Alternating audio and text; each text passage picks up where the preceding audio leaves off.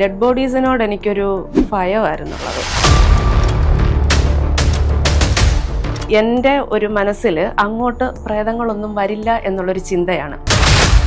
മറ്റേ രണ്ടെണ്ണവും നല്ല ഭീകരമായ അവസ്ഥയായിരുന്നു. ഒന്ന് തീ വെച്ച് മരിച്ചതാണ്. മരിച്ചു കഴിഞ്ഞാൽ ആണെന്നോ പെണ്ണെന്നോ ഇല്ല, അവിടെ ഡെഡ് ബോഡി മാത്രമേ ഉള്ളൂ. മനസ്സും കയ്യും അവിടെ നല്ലപോലെ പ്രവർത്തിച്ചാലേ പറ്റൂ. അറിയാലോ അന്നത്തെ കാലം. ടെൻഷൻ വരുമ്പോൾ ഈ മരിച്ചു കിടക്കുന്ന ഡെഡ് ബോഡി ഒന്നും കണ്ടാൽ പേടി തോന്നത്തില്ല. നമുക്ക് മാറ്റി നിർത്താനോ ഒന്നും പറ്റില്ല. ഡെഡ് ബോഡി അല്ലേ, അതിനോട് വല്ലതും നമുക്ക് പറയാൻ പറ്റില്ലല്ലോ.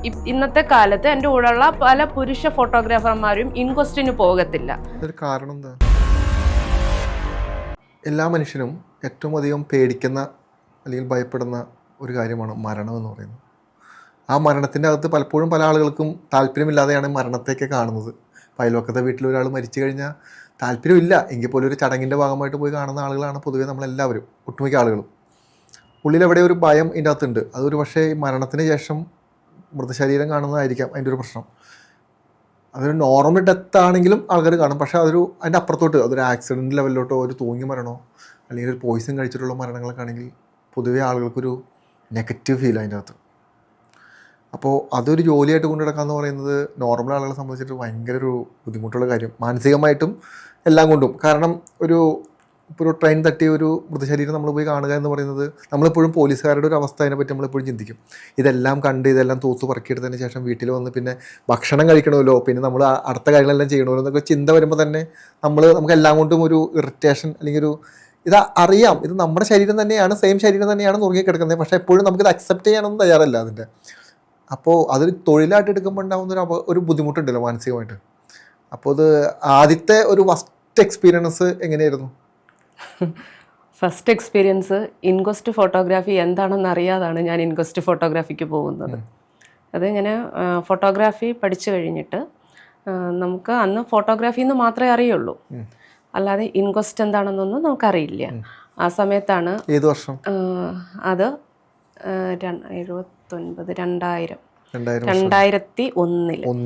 2001-ലാണ്. അപ്പം സ്ത്രീകൾ അതിലോട്ട് കടന്നു വരുന്നതേ ഉള്ളൂ, അധികം ഇല്ല. ഞാൻ ഡിഗ്രി പഠിച്ചുകൊണ്ടിരിക്കുന്ന സമയമാണ്. ആ സമയത്താണ് അത്. ഫോട്ടോഗ്രാഫിക്ക് പോയത് തന്നെ വലിയ വീട്ടിലറിയാതൊക്കെ പോയാണ്. 2000 ആൾക്കാരെ പെട്ടെന്ന് ഫീൽ ആവില്ലെങ്കിലും 25 വർഷം മുമ്പാ. ഞാൻ എൻ്റെ ഡിഗ്രിക്ക് പഠിച്ചുകൊണ്ടിരിക്കുകയാണെന്ന് പറഞ്ഞു. അപ്പം എൻ്റെ ഏജ് കാൽക്കുലേറ്റ് ചെയ്യുമായിരിക്കും.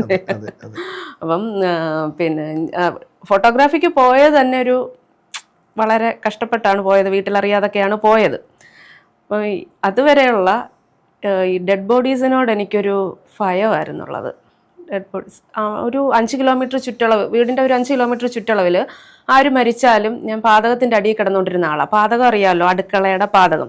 അപ്പം എൻ്റെ ഒരു മനസ്സിൽ അങ്ങോട്ട് പ്രേതങ്ങളൊന്നും വരില്ല എന്നുള്ളൊരു ചിന്തയാണ്. ഈ മരിച്ചവരാരും വരില്ല എന്നുള്ളൊരു ചിന്തയാണ് പാതകത്തിൻ്റെ അടിയിലാകുമ്പോൾ. അവിടെ സാധാരണ വിറകായിടുന്നത്. അപ്പോൾ ഒരു 1.5 ആഴ്ചയോളം അവിടെ ആയിരിക്കും. പാവ എൻ്റെ അമ്മൂമ്മയാണ് കഷ്ടപ്പെടുന്നത്. കാരണം എൻ്റെ കൂടെ കിടക്കേണ്ടി വരും. അടുക്കളയ്ക്കകത്ത് കിടക്കേണ്ട അവസ്ഥയൊന്ന് ആലോചിച്ച് നോക്കിക്കേ. അങ്ങനെയുള്ള ഒരാളായിരുന്നു ഞാൻ. ഫോട്ടോഗ്രാഫി വന്നു. ഇത് എൻ്റെ അടുത്ത് തന്നെയുള്ളൊരു പയ്യൻ്റെ ആക്സിഡൻ്റ് ആയിരുന്നു, മരണം. ആലപ്പുഴ മെഡിക്കൽ കോളേജിൽ വെച്ചാണ് ഇത് മരിക്കുന്നത്. അപ്പോൾ കായംകുളം പോലീസിൻ്റെ അണ്ടറിലായിരുന്നു. അപ്പോൾ എന്നെ ഫോട്ടോ എടുക്കാൻ വിളിച്ചപ്പോൾ ഞാൻ ചിരിച്ചുകൊണ്ട് പറഞ്ഞു, ആ ശരി ഞാൻ വരാമെന്ന് പറഞ്ഞു. എനിക്കറിയില്ല കേട്ടോ എന്താ ഇതെന്ന് അറിയില്ല. എന്തായാലും ഡെഡ് ബോഡിയുടെ ആണെന്ന് എനിക്കറിയാം. പക്ഷേ ഒരു പുതിയൊരു എക്സ്പീരിയൻസ് അത് മാത്രമേ എൻ്റെ മനസ്സിലുള്ളായിരുന്നു. അവിടെ ചെന്നപ്പോഴാണ് സ്ഥിതിഗതികൾ ആകെ മാറി മറിഞ്ഞത്. അന്ന് 3 ഡെഡ് ബോഡിയുടെയാണ് അവിടെ പോസ്റ്റ്മോർട്ടം ചെയ്യാൻ. അപ്പോൾ ഇത് ഫ്രീസറിൽ നിന്നെടുത്ത് ഇടയ്ക്കൊരു ഇടനാഴിയുണ്ട്. ആ ഇടനാഴി വെച്ചിട്ട് ഓരോ ബോഡിയും എടുത്ത് അപ്പുറത്ത് ടേബിളിൽ കൊണ്ടുപോയി കിടത്തി, അപ്പുറത്ത് ആ റൂമിൽ ടേബിളിൽ കിടത്തിയാണ് ഇത് പോസ്റ്റ്മോർട്ടം ചെയ്യുന്നത്. ആ സമയത്താണ് മറ്റേ രണ്ടെണ്ണവും നല്ല ഭീകരമായ അവസ്ഥയായിരുന്നു. ഒന്ന് തീ വെച്ച് മരിച്ചതാണ്, പെട്രോൾ ഒഴിച്ച് തീ കത്തിച്ച് മരിച്ചതാണ്. ഒന്നിൻ്റെ ഒരു ആക്സിഡൻ്റ് എന്ന് പറയുന്നത് അത് നല്ല പോലെ ദേഹം എല്ലാം മുറിഞ്ഞിട്ടുണ്ട്. പക്ഷെ ഞാൻ പോയ ബോഡിയുടേത് ബാക്ക് സൈഡായിരുന്നു. അതിനത് വലിയ പ്രശ്നങ്ങളൊന്നും ഇല്ലായിരുന്നു. അതുകൊണ്ട് വലിയ കുഴപ്പമില്ല നമുക്ക് കാണാൻ. പക്ഷെ അവിടെ ചെന്നപ്പോൾ ആ പോലീസുകാരൻ, ഈ ഡെഡ് ബോഡിയുടെ കൂടെയുള്ള പോലീസുകാരൻ എന്നെ ഫോട്ടോ എടുക്കാൻ സമ്മതിച്ചില്ല. കാരണം എനിക്കറിയില്ല എന്താ കാര്യമെന്നൊന്നും എനിക്ക് അന്നേരം അറിയില്ല. അപ്പം ബന്ധുക്കൾക്കൊന്നും അടുത്തോട്ട് വരാനുള്ള പെർമിഷൻ ഇല്ല, ഒരാൾക്ക് മാത്രമേ കയറാൻ പറ്റൂ. പോലീസുകാരൻ പറഞ്ഞു നിങ്ങളുടെ അടുത്ത് ജെൻസ് ആരും ഇല്ലായിരുന്നു, പുരുഷന്മാരാരും ഇല്ലായിരുന്നോ ഫോട്ടോഗ്രാഫർ എന്ന് ചോദിച്ചു. അപ്പം ഞാൻ ചോദിച്ചു അതെന്ത് പറ്റി പുരുഷന്മാർക്ക്, അത് ഇയാളെ കൊണ്ട് ഇതൊന്നും എടുക്കാൻ പറ്റില്ല പിന്നെ എന്ന് പറഞ്ഞു. ഞാൻ പറഞ്ഞല്ല സാറേ ഞാൻ എടുത്തോളാം. അവിടെ നമ്മൾ ചെന്നു, നൂറനാട്ടിൽ നിന്ന്, എൻ്റെ വീട് നൂറനാടാണ്, നൂറനാട് പണയിൽ എന്ന് പറയും. അവിടെ നിന്ന് നമ്മൾ വണ്ടിയിൽ ഓടി ആലപ്പുഴ മെഡിക്കൽ കോളേജിൽ എത്തിക്കഴിഞ്ഞിട്ട് വർക്ക് എടുക്കാതെ പോവുക എന്ന് വെച്ച് കഴിഞ്ഞാൽ ആ ഒരു സിറ്റുവേഷൻ ഒന്ന് ആലോചിച്ച് നോക്കി.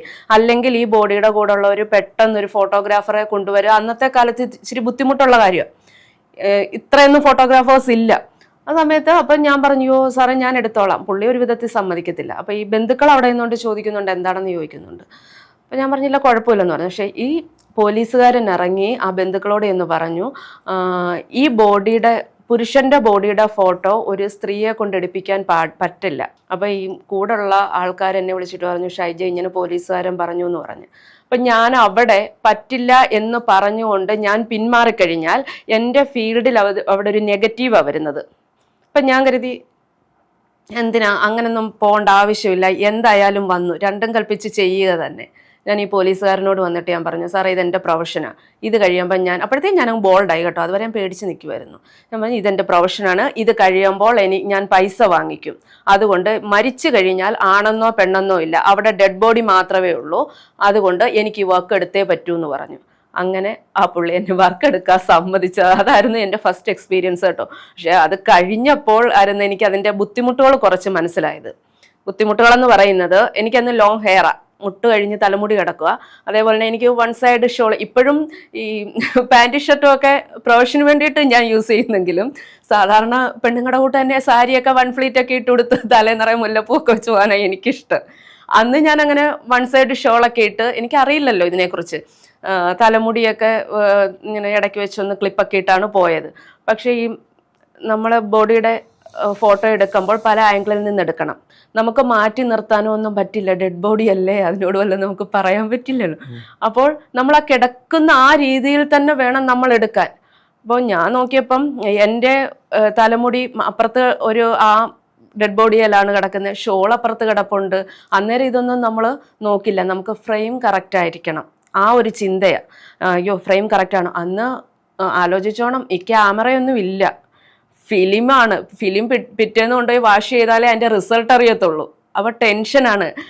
എല്ലാം നമ്മൾ ലൈറ്റ് കറക്റ്റാണോ, എങ്ങനെയാണ് ഫോക്കസിങ് കറക്റ്റാണോ, എല്ലാം കൈ കൊണ്ടാണ് ചെയ്യുന്നത്. മനസ്സും കൈയും അവിടെ നല്ലപോലെ പ്രവർത്തിച്ചാലേ പറ്റൂ. അറിയാലോ അന്നത്തെ കാലം. ഇന്നാണെങ്കിൽ ഒന്നും നോക്കണ്ട, ഇന്ന് നോക്കോ അടിക്കോ അടുത്ത് സെറ്റ് ചെയ്യുക, അത്രേ ഉള്ളൂ. അന്ന് അങ്ങനെയല്ല. അപ്പോൾ നമുക്ക് ടെൻഷൻ വരുമ്പോൾ ഈ മരിച്ചു കിടക്കുന്ന ഡെഡ് ബോഡി ഒന്നും കണ്ടാൽ പേടി തോന്നത്തില്ല. വർക്ക് കറക്റ്റ് ആയിരിക്കണം. പിന്നെ നമുക്ക് അവിടെ ഒരു ഉത്തരവാദിത്വം ഉണ്ട്. ഉത്തരവാദിത്വം എന്ന് പറയുന്നത് ഈ ഫോട്ടോ പോകുന്നതെന്ന് പറയുന്നത് പോലീസിലേക്കും കോടതിയിലേക്കുമാണ്. അപ്പോൾ അതിനൊരു പ്രത്യേക ഒരു വാല്യൂ ഉണ്ട്. എന്ന് വെച്ച് കഴിഞ്ഞാൽ ഇത് പോകുന്ന ആ ഒരു ഭാഗത്തേക്കാണ്. അപ്പോൾ നമുക്കതിന് ശരിക്കും നമ്മളത് ക്ലിയർ ആയിട്ട് എങ്ങനെ വേണം എന്നുള്ള കാര്യം എടുത്തേ പറ്റൂ. രണ്ടാമതൊന്നും നമുക്ക് റീടേക്ക് ചെയ്യാനോ ഒന്നും പറ്റത്തില്ല അവിടെ.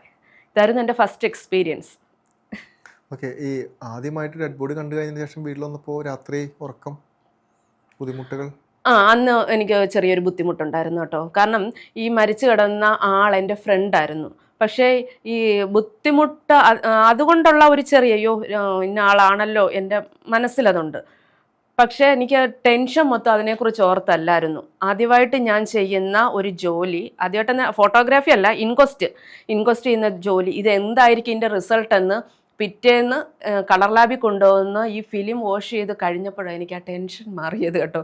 അതുകൊണ്ട് വലിയ പ്രശ്നം മറ്റേതിൽ തോന്നിയില്ല. തുടക്കം അതായിരുന്നു. പിന്നീട് ഇതൊരു പ്രൊഫഷൻ ആവുമെന്ന് എപ്പോഴേലും ചിന്തിച്ചിരുന്നോ? ഇല്ല, ഒരിക്കലും ചിന്തിച്ചില്ല. ഒരിക്കലും ഞാൻ അതിനെക്കുറിച്ച് ചിന്തിച്ചില്ല. വീണ്ടും വന്നതെന്ന് പറയുന്ന ഒന്നെടുത്തു, ഞാൻ ഫീൽഡിൽ എത്തി. അപ്പോൾ ഈ അന്ന് വന്നവരെല്ലാം ഉണ്ടല്ലോ, അപ്പോൾ അവർക്ക് മനസ്സിലായി എന്ന് വെച്ച് കഴിഞ്ഞാൽ പല പുരുഷന്മാരെയും ഇൻക്വസ്റ്റ് ഫോട്ടോഗ്രാഫിക്ക് വേണ്ടിയിട്ട് പോയി വിളിക്കുമ്പോൾ അവർ പറയും പറ്റില്ല എന്ന് പറയും. ഒത്തിരി ഇപ്പോഴും ഉണ്ട്. ഇന്നത്തെ കാലത്ത് എൻ്റെ കൂടെയുള്ള പല പുരുഷ ഫോട്ടോഗ്രാഫർമാരും ഇൻക്വസ്റ്റിന് പോകത്തില്ല. കാരണം എന്ന് പറയുന്നത് അവർക്ക് ഇത് കാണാനുള്ള എന്ന് വെച്ച് കഴിഞ്ഞാൽ പലതരം ബോഡിയാ, നെഗറ്റീവാ, അവിടെ പോസിറ്റീവ് ഒന്നുമില്ല. ദുഃഖത്തിന് മാത്രമേ അവിടെ സ്ഥാനമുള്ളൂ. ഈ ഇൻക്വസ്റ്റിനകത്ത് മരണത്തിന്റെ ഏത് ഫോട്ടോ എടുക്കാൻ പോലും അവിടെ ദുഃഖത്തിനേ ഉള്ളു സ്ഥാനം, സന്തോഷത്തിന് അവിടെ സ്ഥാനമില്ല. ഇനി എത്ര തെറ്റ് ചെയ്ത ഒരാളാണെങ്കിൽ പോലും അവിടെ സന്തോഷത്തിന് സ്ഥാനമില്ല.